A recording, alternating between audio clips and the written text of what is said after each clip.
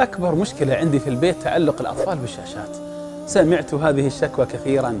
بالطبع لا فرق بين الشاشة المعلقة على جدار الصالة أو الشاشة المعلقة على يد الطفل، كلها تنقل الأفلام والأناشيد والألعاب الإلكترونية التي لم تصنع محليا، وكلها يتفاعل معها الطفل نفسا وجسدا، بل وعقيدة وفكرا، وينعزل بسببها عن أسرته وبالتالي عن فرص التربية، ويدخل في عالم غير مأمون عليه، وكلها تضره صحيا وذهنيا أكثر بكثير مما تنفعه.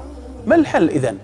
الحل هو الحزم في اختيار المحتوى فلا نسمح بما يضره، والحزم في تحديد الوقت فلا يزيد عن 2 ساعات مفرقتين في اليوم كله.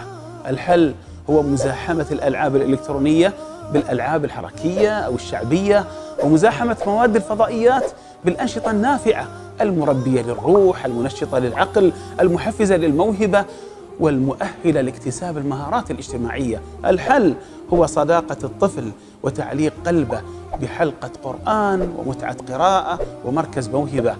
طفلك أمانة عندك، يبكي اليوم بفقد لعبته ولا يبكي غدا لفقد مستقبله، ولا يبكي غدا لفقد مستقبله، ولا يبكي غدا لفقد مستقبله.